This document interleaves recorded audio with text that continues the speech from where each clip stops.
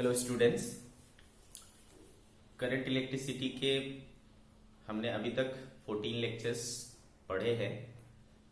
ये हमारा 15th lecture है और ये हमारा इस चैप्टर का लास्ट लेक्चर भी होगा। बस थोड़ी सी चीजें बची है, कुछ मिनटों का ही ये वीडियो होगा। ठीक है, तो चलो इसको फिनिश करते हैं, चैप्टर को भी फिनिश करते हैं और इसके बाद आप टेस्ट के लिए प्रिपेयर्ड हो जाना। ठीक है, क्योंकि अगला टेस्ट आपका आने वाला है। ओके, चलो स्टार्ट करते हैं। लास्ट लेक्चर में हम लोगों ने अपनी बातें खत्म की थी फ्यूज पर। ठीक है, तो फ्यूज की जो भी प्रॉपर्टीज वगैरह थी वो हमने देखी, किस मटेरियल से बना होता है, इसका क्या काम होता है और ये कैसे जोड़ा जाता है ना। तो बच्चों, हम लोग को पता है कि फ्यूज क्या होता है, किस प्रिंसिपल पर काम करता है। फ्यूज जो है वो heating effect of electric current पर काम करता है। जब एक प्रिस्क्राइब्ड वैल्यू से ऊपर उस पर करंट फ्लो होता है तो उसमें इतनी हीट पैदा होती है H=I²RT से कि वो क्या हो जाता है, मेल्ट हो जाता है।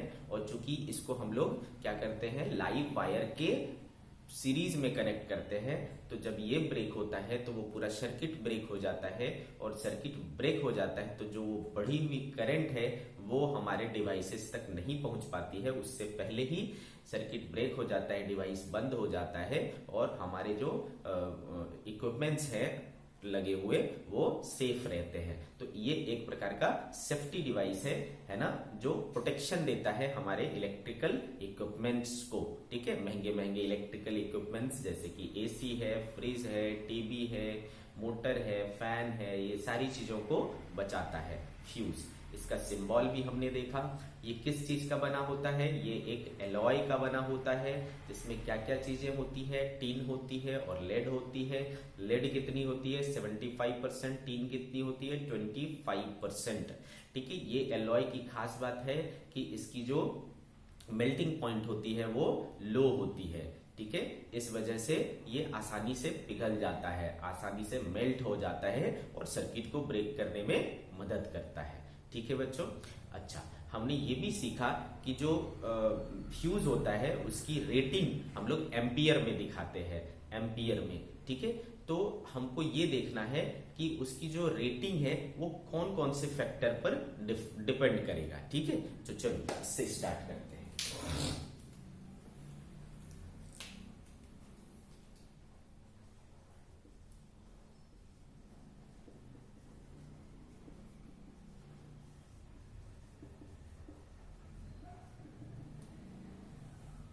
ठीक है बच्चों, करंट रेटिंग ऑफ फ्यूज। चलो देखते हैं इसको, करंट रेटिंग ऑफ फ्यूज। तो मान लो बच्चों हमने एक वायर ले लिया है ना, किसका बना हुआ, टीन और लेड का बना हुआ, जिसको हमने क्या बोला, फ्यूज वायर। तो सपोज ये फ्यूज वायर कुछ इस प्रकार से है। इसको क्या बोलेंगे बच्चों, cross sectional area. So this is our cross sectional area. और इसकी लेंथ मान लो क्या है, L है। ओके, और इसका क्रॉस सेक्शनल एरिया क्या हो गया, πr²। रेडियस मान लो r है तो क्या हो गया बच्चों, πr²। इतनी बातें आपको समझ में आ गई। ठीक है, ओके। इसकी रेजिस्टिविटी क्या है, रो है, रेजिस्टिविटी। ओके, सारी बात समझ में आपको। और मान लो इसमें कितना करंट फ्लो हो रहा है, I। कितना करंट फ्लो हो रहा है, I। तो इतनी सारी चीजें हमारे पास है।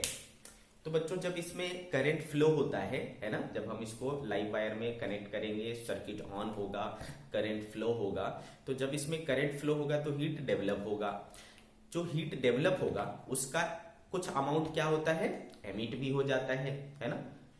समझ में आ रहा है, हीट निकलता भी तो है, डेवलप हो रहा है, और उसमें से कुछ हीट क्या होगा, बाहर भी जाएगा। कौन सा हीट उसके टेम्परेचर को राइज करेगा, वो हीट टेम्परेचर को राइज करेगा जो उसमें रह जाएगा।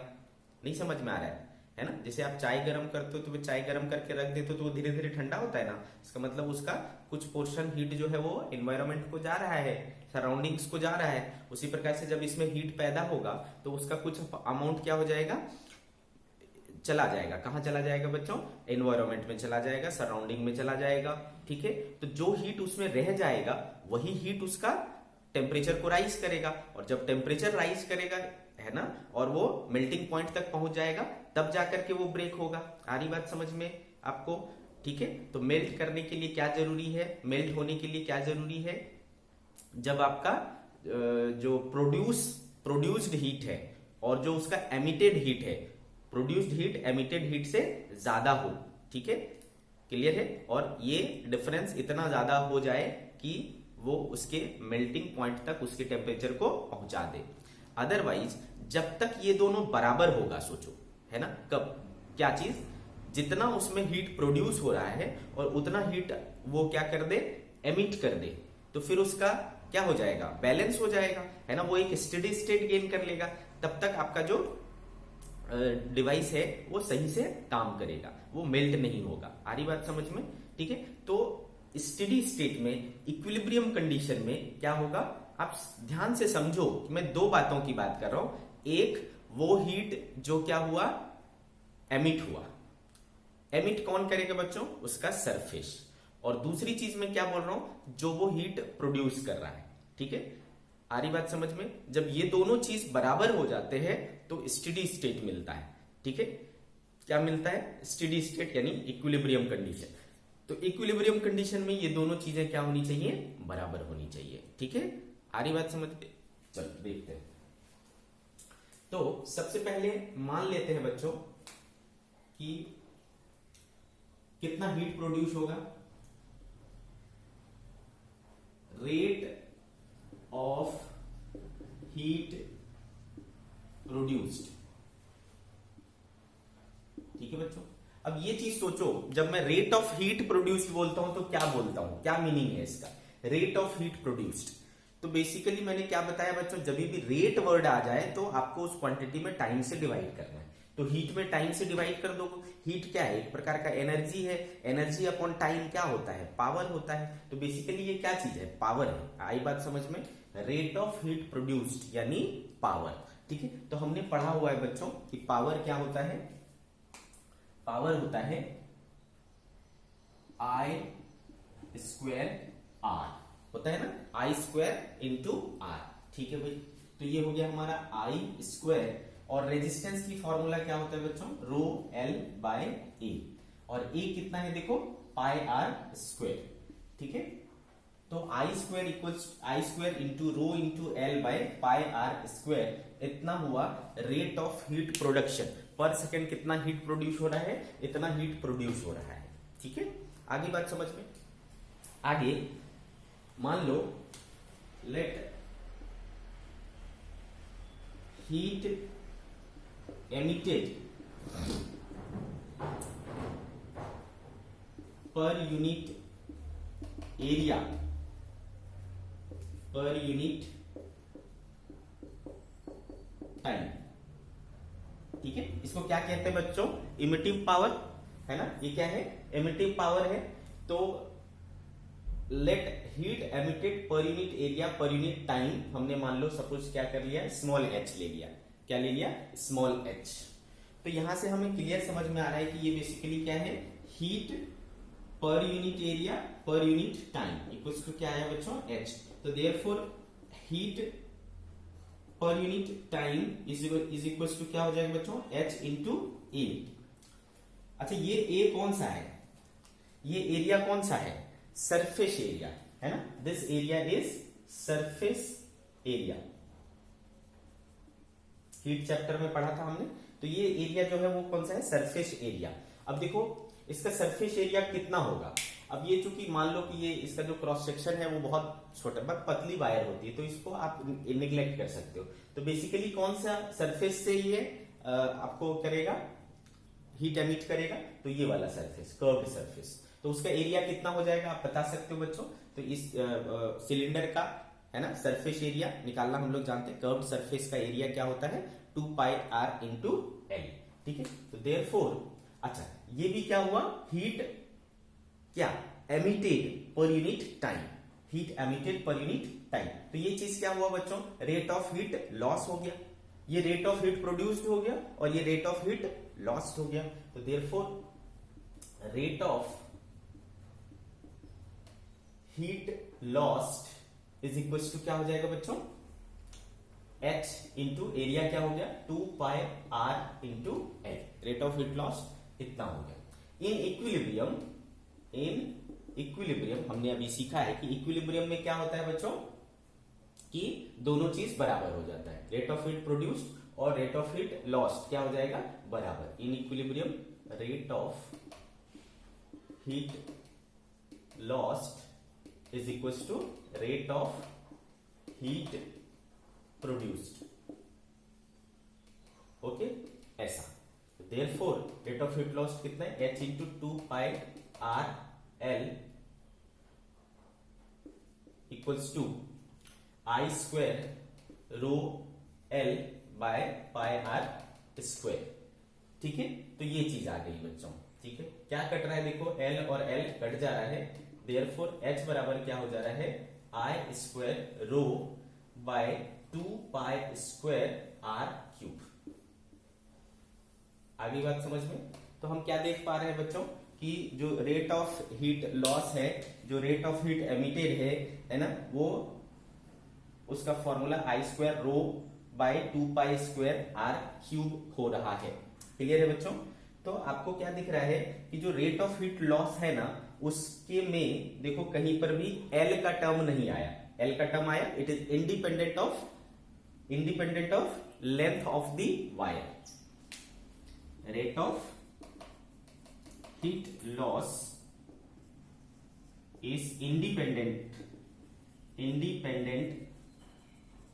Of length of fuse wire. इसका क्या मतलब हुआ बच्चों, लेंथ के इंडिपेंडेंट है, इसका क्या मतलब है कि इससे कोई फर्क नहीं पड़ता कि हम उस वायर की लंबाई कितनी ले रहे हैं। वायर की लंबाई छोटी भी लेंगे तो भी कोई फर्क नहीं पड़ेगा, बड़ी लेंगे तो भी कोई फर्क नहीं पड़ेगा। समझ में आया क्या। तो वायर की लंबाई इसमें कोई रोल प्ले नहीं करता, ठीक, ये बात समझ में आ गई। तो फिर कौन रोल प्ले करता है बच्चों, ये रो देखो क्या है, रो तो हमारा क्या है, मटेरियल की प्रॉपर्टी होती है, रेजिस्टिविटी मटेरियल की प्रॉपर्टी है। तो जो भी मटेरियल लेंगे वो है ना, एक बार ले लिया तो ये फिक्स हो गया, 2 कांस्टेंट पाई स्क्वायर कांस्टेंट, तो I स्क्वायर और R क्यूब है ना, ये आपस में क्या है डिपेंड कर रहा है। तो देखो अब H जो है वो डायरेक्टली प्रोपोर्शनल टू क्या है I स्क्वायर है।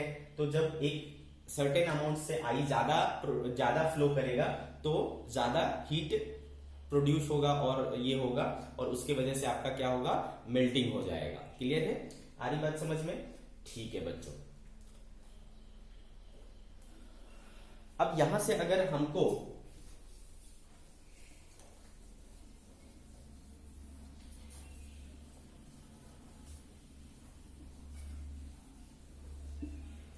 हमें I और रो के बीच I और R के बीच में रिलेशन देखा जाए, देयरफॉर यहां से I स्क्वायर क्या हो जा रहा है बच्चों, directly proportional to R cube हो जा रहा है। दिख रहा है क्या, I स्क्वायर जो है वो डायरेक्टली इधर आ जाएगा, तो I square is directly proportional to R cube, ठीक है। Therefore I is directly proportional to R का पावर क्या हो जाएगा 3/2। आ रही बात समझ में बच्चों, I बराबर R का पावर 3/2। तो देखो कितने रेडियस का वायर लेना पड़ेगा, है ना, कितने रेडियस का वायर लेना पड़ेगा, वो किस बात पर डिपेंड कर रहा है कि हम उससे कितना करंट फ्लो कराना चाहते हैं, कितना safe value of current pass कराना चाहते हैं। तो जितना safe value of current pass करना चाहेंगे उसके हिसाब से आपको उस फ्यूज वायर की थिकनेस सेट करनी पड़ेगी, ठीक है। तो कभी भी आपको इनके बीच में रिलेशन चाहिए कि करंट जो है यानी, और आपको पता ही है फ्यूज वायर की रेटिंग किस में होती है, करंट में होती है, एमीटर में होती है। तो जैसा आपको रेटिंग होगा वैसा आपको थिकनेस लगेगा और लेंथ पर कोई डिपेंडेंसी नहीं होती है। तो अगर आपसे पूछा जाए कि क्या लेंथ लगेगा क्या रेडियस लगेगा, तो लेंथ पर कोई डिपेंडेंसी नहीं होती। रेडियस किस प्रकार से निकालेंगे, इस तरीके से निकालेंगे, ठीक है। तो इसको यूज करके आप लेंथ भी कंपेयर कर सकते हो। आगे बात बच्चों समझ में, ठीक है। तो current rating depends on thickness of the wire and how it depends, I is directly proportional to R का पावर 3/2, ठीक है। ये इंपॉर्टेंट चीज है, आपको इसको समझ आना चाहिए। क्लियर है बच्चों।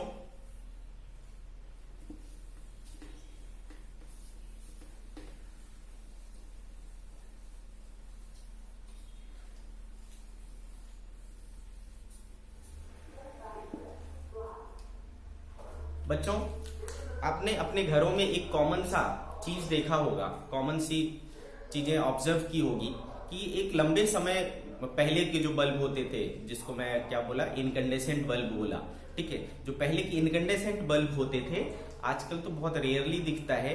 तो वो इनकैंडेसेंट बल्ब जो है लंबे समय तक यूज होने के बाद, मतलब काफी दिनों से अगर हम यूज कर रहे हैं तो धीरे धीरे उसकी जो ब्राइटनेस है वो कम होती चली जाती है। ऐसा क्यों? ठीक है, ऐसा क्यों होता है कि उसकी ब्राइटनेस जो है कम होती चली जाती है? ठीक है, वाई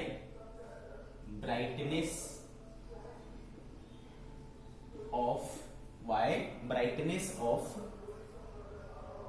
बल्ब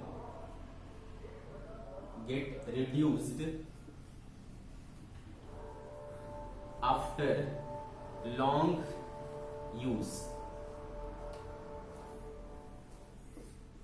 ठीक है बच्चों, क्यों उसकी जो ब्राइटनेस है वो लंबे समय तक यूज होने के बाद कम हो जाती है?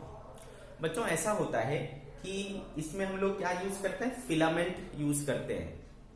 फिलामेंट के तौर पर जो वायर यूज किया जाता है वो है टंगस्टन। कौन सा मटेरियल यूज किया जाता है? टंगस्टन मटेरियल यूज किया जाता है। ठीक है बच्चों, तो ये जो टंगस्टन का हमने फिलामेंट यूज किया है, जब अपन धीरे ज्यादा मतलब समय होता चला जाता है तो धीरे धीरे इसका जो मटेरियल है ना वो इवोपोरेट भी होता है, क्योंकि ये बार बार गर्म होता है। गर्म होने के कारण थोड़ी बहुत मटेरियल इसकी लगातार क्या होती रहती है, इवोपोरेट होते रहता है, और इवोपोरेट होकर के वो ब्लैक ब्लैक के फॉर्म में वो बल्ब के ऊपर जमा हो जाते हैं। तो आप देखते हो कि कुछ समय बाद जो है बल्ब आपका अंदर से थोड़ा हल्का ब्लैकिश ब्लैकिश दिखने लगता है। तो वो इसका कारण है कि इसमें से जो इवोपोरेशन होता है, थोड़ी बहुत इसके पार्टिकल्स उड़ उड़ करके बल्ब के ऊपर जमा होते चले जाते हैं। ठीक है, तो जब इससे मटेरियल हटेगा बच्चों तो इसकी थिकनेस क्या हो जाएगी, कम हो जाएगी। आ रही बात समझ में? इसकी थिकनेस कम हो जाएगी। तो इसका जब थिकनेस कम हो जाएगा तो आपको पता ही है बच्चों रेडियस क्या हो जाएगा, रेडियस बराबर क्या होता है, रो एल बाय ए होता है। तो ये ए कम होगा तो रेडियस क्या हो जाएगा बच्चों, बढ़ जाएगा। सॉरी, रेजिस्टेंस क्या हो जाएगा, बढ़ जाएगा। तो रेजिस्टेंस जब बढ़ जाएगा तो आपने पढ़ा है कि P इक्वल्स टू क्या होता है बच्चों, V स्क्वायर बाई आर होता है ना। P इक्वल्स टू क्या होता है, V स्क्वायर बाई आर होता है। तो जब ये R बढ़ जाएगा तो पावर क्या हो जाएगा, घट जाएगा। तो वो जो पावर कंज्यूम करेगा वो क्या हो जाएगा, घट जाएगा। आपकी जो ब्राइटनेस होती है वो किस पर डिपेंड करती है बच्चों, पावर पर डिपेंड करती है। वो जो ब्राइटनेस होती है आपकी वो पावर पर डिपेंड करता है। आ रही बात समझ में? तो पावर घट गया यानी ब्राइटनेस घट गया। So why brightness of bulb get reduced after long use? Because due to evaporation materials get है ना eradicated from the wire, hence its area of cross section decreases, area of cross section decreases, so its resistance increases, therefore its power consumption decreases, so we can say that its brightness is decreased. Okay, this is the reason behind this. अच्छा, एक और भी common observation है जो हम लोग daily life में observe करते हैं कि जब आप अपने घर में देखना है ना कोई हैवी डिवाइस ऑन करते हो, एसी, फ्रिज है ना, मोटर, पंप, ये सब ऐसी चीजें जब अपन ऑन करते हैं तो देखना सडनली हमारे जो बल्ब होते हैं उसकी ब्राइटनेस कम हो जाती है। होता है ऐसा, है ना। जब एक हैवी करंट वाली डिवाइस को ऑन किया जाता है तो हमारे बल्ब की जो ब्राइटनेस है वो कम हो जाती है। ऐसा क्यों होता है, चलो देखते हैं। If a heavy current device is switched on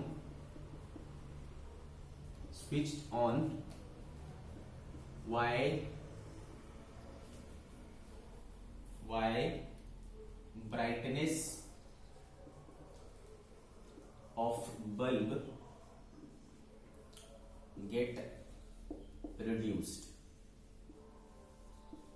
ठीक है, जब हम किसी हैवी करंट डिवाइस को ऑन करते हैं तो क्यों बल्ब की ब्राइटनेस कम हो जाती है। ठीक है, चलो समझते हैं इसको।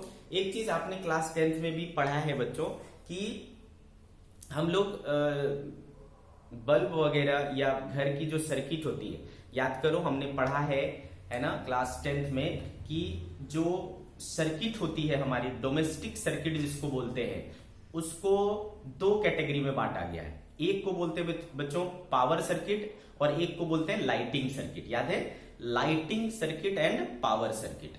लाइटिंग सर्किट में हम लोग कम करंट ड्रॉ करने वाले डिवाइसेस को कनेक्ट करते हैं। कम करंट मतलब कितना, 5 एम्पियर तक। ऐसी डिवाइसेस जो 5 एम्पियर तक करंट ड्रॉ करती है सोर्स से, उनको हम लोग कहते हैं लाइटिंग सर्किट। इसमें आ जाता है बच्चों बल्ब है, फैन है ना, इस तरीके की चीजें आ जाती है, ठीक है।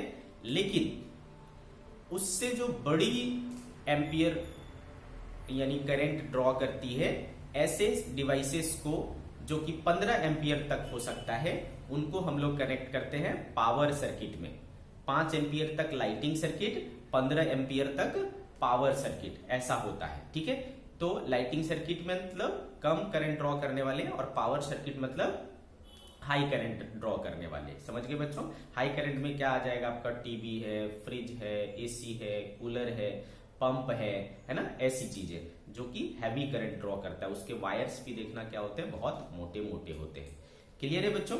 तो इन चीजों को हम लोग पावर सर्किट में जोड़ते हैं। इसके लिए अपने को 15 एम्पियर तक करंट फ्लो कराना है, ठीक है। तो आपसे कभी कभी ऐसा भी पूछ सकता है कि लाइटिंग सर्किट के लिए कितने एम्पियर का फ्यूज लगाऊं, पावर सर्किट के लिए कितने एम्पियर का फ्यूज लगाऊं। तो लाइटिंग सर्किट के लिए कितना एम्पियर तक करंट परमिसिबल है भाई, तो 5 एम्पियर तक। तो आप फ्यूज कौन सा यूज करोगे, 5 एम्पियर रेटिंग का।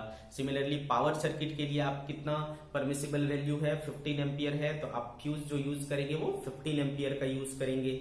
क्लियर है। तो इस तरीके से आपको डिसाइड करना है। तो मैंने आपको बताया था बच्चों कि आप जो डिवाइसेस को यूज करते हो सोर्स के साथ, वो बेसिकली दो प्रकार से कर सकते हो, सीरीज में और पैरेलल में। तो याद करो, आपने पढ़ा होगा कि सीरीज के क्या क्या ड्रॉबैक्स हैं और पैरेलल के क्या क्या बेनिफिट हैं। तो हम लोग पैरेलल के बेनिफिट्स को देखते हुए घरों में जो भी वायरिंग करते हैं वो पैरेलल कॉम्बिनेशन में करते हैं, है ना। क्योंकि पैरेलल कॉम्बिनेशन करने से हमको डिफरेंट स्विचिंग एक्शन अवेलेबल होता है। मेरे को जिस डिवाइस की जरूरत है उस डिवाइस को मैं ऑन कर सकता हूं एट दैट टाइम, ठीक है।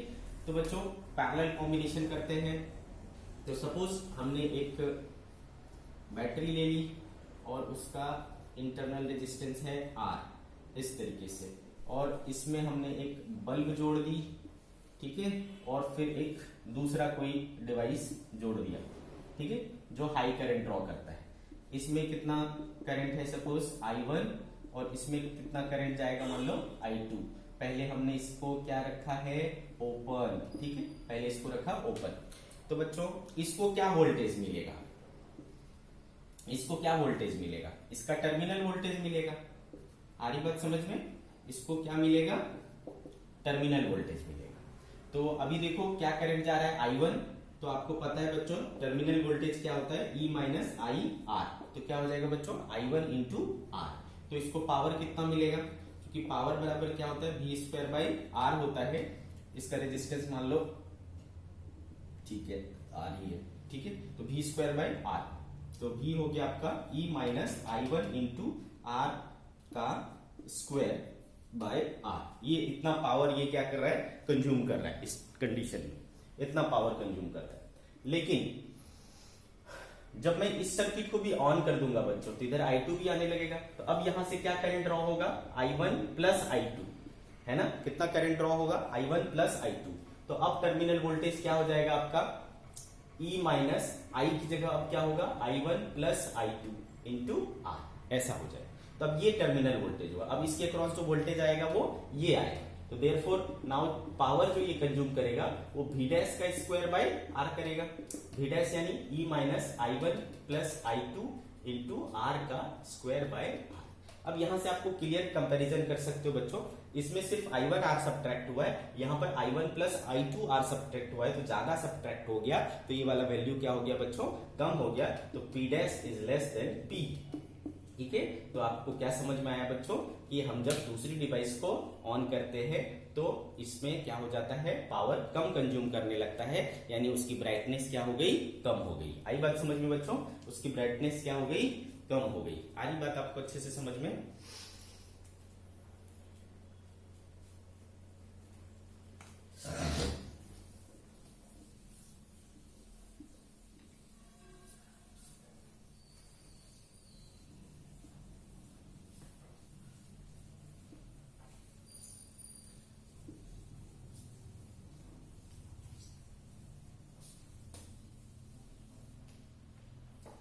सी। नेक्स्ट है बच्चों लॉन्ग डिस्टेंस पावर ट्रांसमिशन।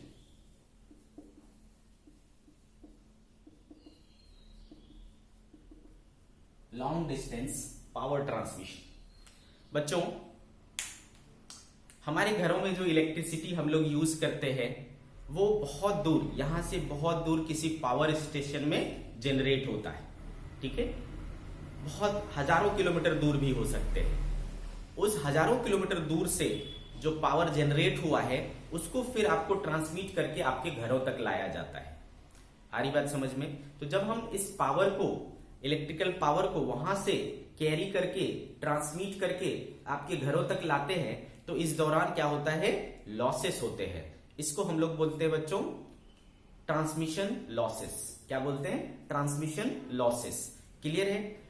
तो आपको पता ही है कि वहां से करंट यहां पावर यहां तक कैसे आएगा, तो वायर यूज करेंगे, है ना। हम लोग क्या करते हैं, ट्रांसमिशन लाइन यूज करते हैं, वायर यूज करते हैं। ओके, तो वायर हमने,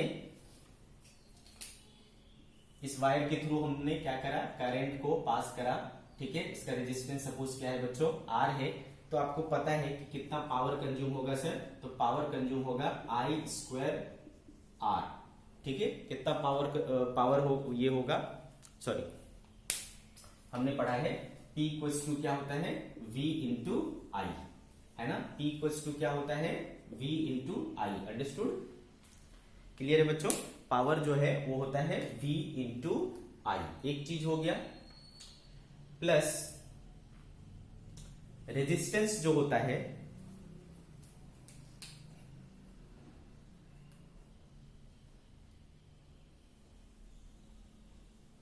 ठीक है बच्चों, ये बात आपको समझ में आ गई। प्लस हमने देखा है कि जो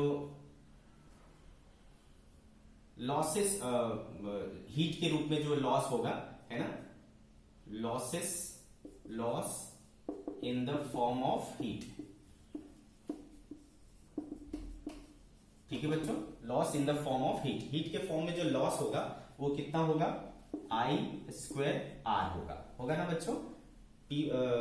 loss in the form of heat क्या हो जाएगा, आई स्क्वायर इंटू आर हो जाएगा। इतनी बात अपने को समझ में आ गया, ठीक है। अब देखो, अगर है ना, आई, ध्यान से सुनना, अगर आई ज्यादा होगा, है ना, आई ज्यादा होगा तो लॉस मतलब हीट जो प्रोड्यूस होगा वो ज्यादा होगा, है ना, क्योंकि डायरेक्टली प्रोपोर्शनल टू क्या है, आई स्क्वायर है। तो ज्यादा करंट फ्लो होगा तो इसमें ज्यादा हीट प्रोड्यूस होगा, और ज्यादा हीट प्रोड्यूस होगा तो क्या होगा, लॉसेस भी ज्यादा होंगे। इतनी कहानी समझ में आ गई आपको? ठीक है। अब देखो पावर जो है, पावर कितना है, पावर का फॉर्मूला क्या है, V इंटू आई। हम जो पावर ट्रांसमिट करते हैं तो जो पावर हमने सेंड किया था और जो पावर हम यहां रिसीव करेंगे, दोनों पावर क्या होता है, कांस्टेंट रहता है। समझ में आ रहा है आपको? पावर को क्या रखना है, कांस्टेंट रखना है, ठीक है। P को कांस्टेंट रखना है। तो अब अगर पावर को कांस्टेंट रखना है बच्चों, ठीक है, पावर को कांस्टेंट रखना है तो I इनवर्सली प्रोपोर्शनल टू क्या हो जाएगा, V हो जाएगा बच्चों। I inversely proportional to V हो जाएगा। और लॉस को कम करने के लिए आपको क्या जरूरी है, देखो लॉस को कम करने के लिए ये जरूरी है कि आपका I क्या रहे, कम रहे, ठीक है। आई कम रहेगा तो आपका लॉसेस भी कम होगा। अब यहां से देखो आई कम रखने के लिए क्या करना पड़ेगा, वोल्टेज ज्यादा रखना पड़ेगा, ठीक है। आई को कम करने के लिए वोल्टेज क्या रखना पड़ेगा, ज्यादा। आ रही बात समझ में? तो बच्चों जब हम इलेक्ट्रिकल पावर को ट्रांसमिट करते हैं तो हम लोग हमेशा हाई वोल्टेज वाला पावर को ट्रांसमिट करते हैं। जनरली 420 kV, है ना, 765 kV ऐसा भी आता है। 420 kV 420 किलो वोल्ट, जबकि अपने घरों में कितना यूज होता है, 220 वोल्ट, 440 वोल्ट ऐसा यूज होता है। तो हम क्यों नहीं 440 सीधा मंगाते हैं, 220 सीधा मंगाते हैं? क्योंकि कम वोल्टेज रहेगा तो ज्यादा करंट होगा, और ज्यादा करंट होगा तो ज्यादा लॉस होगा। हम ये नहीं चाहेंगे कि हमारा लॉस ज्यादा हो, ठीक है।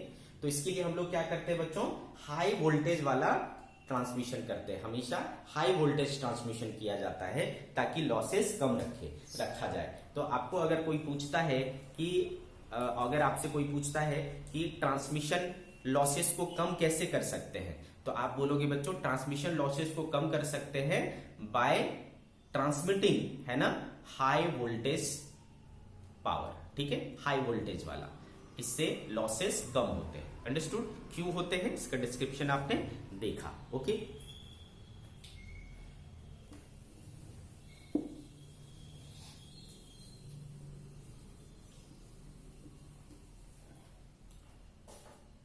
हम जो चैप्टर पढ़ रहे हैं heating effect of electric current, understood, heating effect of electric current, इसका क्या हमें अपने डेली लाइफ में यूज समझ में आता है? क्या आपने इसका एप्लीकेशन किया है घर पे, है ना? तो ऑब्वियसली हमारे घरों में ऐसे बहुत सारे डिवाइसेस हैं जिसमें heating effect of electric current का यूज होता है। सबसे पहला आपका इलेक्ट्रिक प्रेस, है ना, आयरन, इलेक्ट्रिक आयरन जो होता है वो किस प्रिंसिपल पर काम करता है बच्चों? Heating effect of electric current पर। फिर आपका हो गया गीजर, ठीक है, इलेक्ट्रिक गीजर जो होता है वो भी किस पर काम करता है? Heating effect of electric current पर काम करता है, ठीक है। फिर आपका आ गया बच्चों टोस्टर, इलेक्ट्रिक टोस्टर जो होता है वो भी आपका क्या करेगा? Heating effect of electric current पर काम करेगा। तो ऐसी बहुत सारी डिवाइसेस है। आपका फ्यूज हो गया, फ्यूज भी किस पर काम करता है? Heating effect of electric current पर काम करता है। तो ऐसी बहुत सारी डिवाइसेस हैं जो heating effect of electric current पर काम करता है। रूम हीटर हो गया, वो भी हीटिंग इफेक्ट पर काम करता है। आपका जो इनकैंडेसेंट बल्ब था वो भी किस पर काम करता है? हीटिंग इफेक्ट पर काम करता है। इसका नाम इनकैंडेसेंट बल्ब क्यों पड़ा? क्योंकि बच्चों जब हम इसको गर्म करते, मतलब करंट पास कराते हैं, तो उसका जो टंगस्टन वायर है ना, फिलामेंट के रूप में जो टंगस्टन यूज करते हैं, वो उसमें उसका रेजिस्टेंस क्या होता है? ज्यादा होता है। तो वो इतना ज्यादा गर्म हो जाता है, इतना ज्यादा गर्म हो जाता है, ठीक है, कि एक ऐसा स्टेट पाता है कि वो अपनी हीट को लाइट के फॉर्म में निकालने लगता है, ठीक है। बहुत ज्यादा हीट हो गया तो वो हीट को क्या करेगा? एमिट करना शुरू करेगा। और वो किस फॉर्म में एमिट करना शुरू करता है? लाइट के फॉर्म में। ये वाला जो स्टेट होता है जिसमें कोई चीज इतना गर्म हो जाता है कि वो लाइट के फॉर्म में हीट को एमिट करने लगता है, उसको कहते हैं बच्चों इनकैंडेसेंट स्टेट। तो हमारा जो बल्ब होता है वो इनकैंडेसेंट स्टेट में काम करता है, इसलिए हम लोग इसको इनकैंडेसेंट बल्ब कहते हैं। तो ये भी जो है हमारा heating effect of electric current पर काम करता है। तो ऐसे बहुत सारे एग्जांपल हैं हमारे पास, ठीक है, जो हीटिंग इफेक्ट पर काम करता है। अच्छा, जब जो भी डिवाइसेस है जिसमें हीटिंग इफेक्ट यूज कर रहे हैं, तो वहां पर एक एलिमेंट यूज किया जाता है बच्चों। वहां पर नॉर्मल रेजिस्टर यूज नहीं किया जाता है, वहां पर हाई रेजिस्टेंस वाले एलिमेंट को यूज किया जाता है, और वो कहलाता है हीटिंग एलिमेंट, ठीक है बच्चों, हीटिंग एलिमेंट।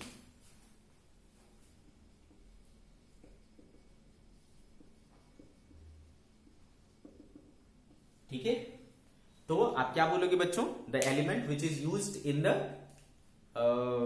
हीटिंग डिवाइसेस, ठीक है, उसको क्या कहेंगे हम लोग? हीटिंग एलिमेंट बोलेंगे। अंडरस्टूड? Heating element. ओके, अब ये जो हीटिंग एलिमेंट है इसकी कुछ प्रॉपर्टी होती है, ठीक है। क्या प्रॉपर्टी है वो देखो, प्रॉपर्टीज। इसकी जो रेजिस्टिविटी है वो बहुत हाई होती है, हाई रेजिस्टिविटी, हाई रेजिस्टिविटी। क्यों भाई, ऐसा क्यों? क्योंकि रेजिस्टिविटी हाई होगा तो रेजिस्टेंस हाई होगा, और रेजिस्टेंस हाई होगा तो H equals to I square R T, I square R T होता है। तो रेजिस्टिविटी ज्यादा होगा तो आर ज्यादा होगा, आर ज्यादा होगा तो हीट ज्यादा पैदा होगा। हीटिंग इफेक्ट का काम, हीटिंग एलिमेंट्स का काम ही क्या है? ज्यादा हीट प्रोड्यूस करना, ठीक है। तो हाई रेजिस्टिविटी होना चाहिए।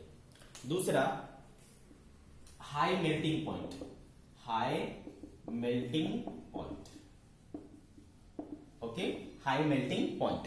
क्या मतलब हुआ इसका? अब भाई ज्यादा हीट पैदा कर रहे हैं ना, हीटिंग एलिमेंट है, हीट बहुत ज्यादा पैदा करेगा। जब बहुत ज्यादा हीट पैदा करेगा और अगर उसका मेल्टिंग पॉइंट कम है तो वो क्या करेगा बच्चों? उसको पिघला देगा, मेल्ट कर देगा, सर्किट ब्रेक हो जाएगा, तो फिर वो काम नहीं करेगा। तो हम क्या चाहते हैं कि वो मेल्ट भी ना करे, ज्यादा हीट भी पैदा करे और वो मेल्ट भी ना हो। तो मेल्ट ना हो तो इसके लिए क्या जरूरी है? उसमें उसका मेल्टिंग पॉइंट ज्यादा हो। तो उसकी मेल्टिंग पॉइंट क्या हो जाता है? रहना चाहिए, ज्यादा रहना चाहिए, ठीक है। और तीसरी चीज, it should not oxidise easily. ठीक है, आसानी से ऑक्सीडाइज नहीं होनी चाहिए। ऑक्सीडाइज मतलब आग पकड़ना। ठीक है, आग नहीं पकड़ना चाहिए, उसको जलना नहीं चाहिए। ठीक है, तो it should not oxidise easily. तो ये कुछ प्रॉपर्टीज होती है हीटिंग एलिमेंट के। ठीक है बच्चों, हीटिंग एलिमेंट के रूप में हम लोग जनरली यूज करते हैं बच्चों नाइक्रोम वायर हो गया। ठीक है, नाइक्रोम हो गया, टंगस्टन वगैरह, ये सब चीजों का हम लोग हीटिंग एलिमेंट के रूप में यूज करते हैं। इस चीज का आप ध्यान रखें। ठीक है बच्चों, तो ये चैप्टर हमारा और आज का लेक्चर भी यहीं पर फिनिश होता है। आप इसको अच्छे से प्रैक्टिस करिए और अगले टेस्ट के लिए प्रिपेयर्ड हो जाइए, जो कि बेस्ड है on the chapter current electricity. ठीक है बच्चों।